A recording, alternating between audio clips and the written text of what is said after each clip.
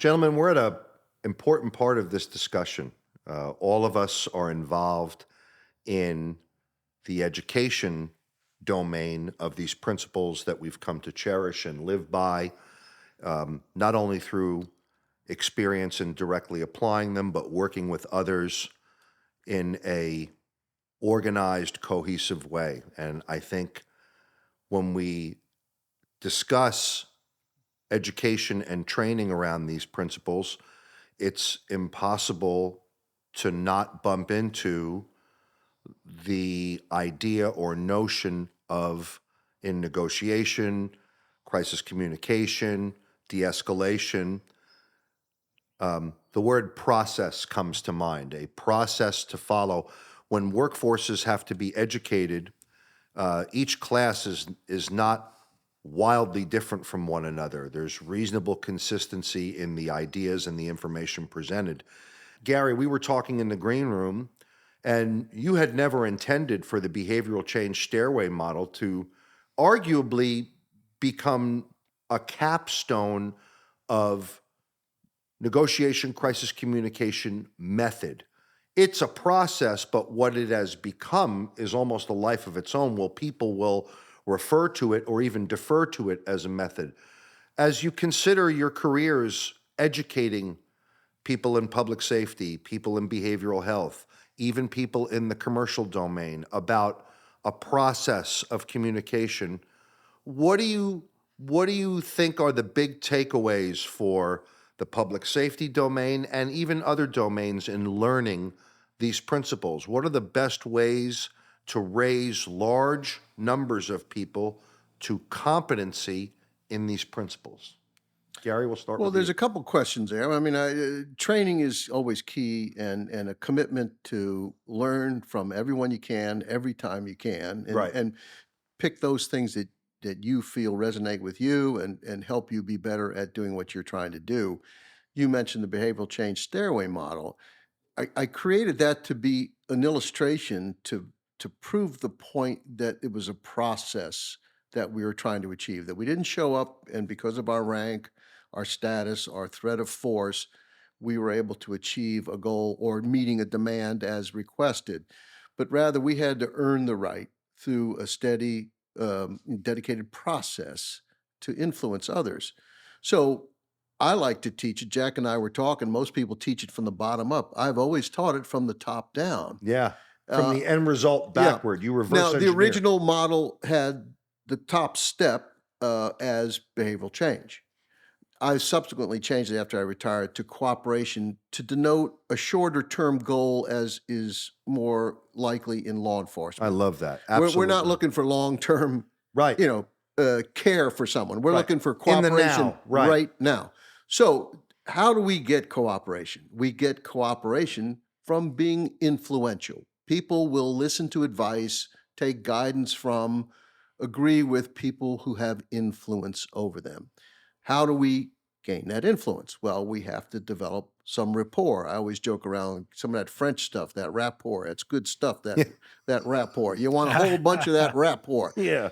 So, we have some commonality, we have some understanding, appreciation of each other. How do we get that? We get that going down the stairway again through the demonstration of empathy, understanding, not sympathy, I feel sorry for you, but I understand how you feel. And we prove that by paraphrasing it, summarizing it, so forth. Reflecting, whatever. Reflecting. And that, again, our initial step comes from active listening skills. Yes. When I first put it together, I had it in a ladder. Right. And my friend and colleague, Steve Romano, said, "Hey, dummy, why don't you put it in a stairway?" And I go, "Yeah, it's good." Yeah. So we put it in a stairway, and it was much more effective. But it's kind of funny. I never intended it. It's so broadly used now, and people say, "How do I get from step 3 to step 4?" And I said, I think you're reading this too strictly. Yeah. Like I did this on a napkin. Yeah, 3 drinks involved. I mean, it's not like, I can't go to this step until I go to that step.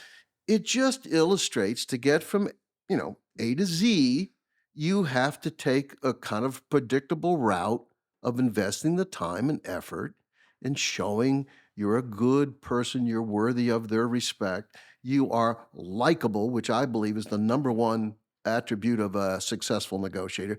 You're just a likable person. You want to help them out of a difficult situation. You're non-threatening, non-judgmental.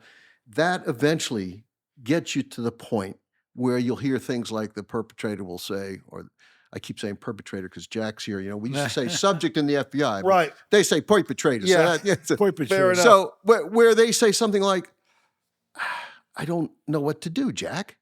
You know, and you say, well, have you thought about this or that? Right. So you've now hit that point where this person is now feels Interested. comfortable enough with you to be open to your suggestions or your advice.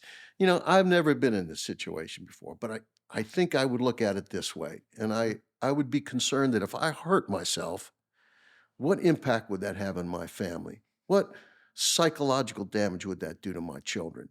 See, but you can't deliver that in the first 5 minutes. You know, hey, you know, you kill yourself, you're going to bother your kids. You know, I mean, you've got to work up to that point in time, and you'll begin to get indicators from the person you're dealing with that they're more and more receptive to some of your thoughts and ideas. But again, it takes time. You have to earn the right.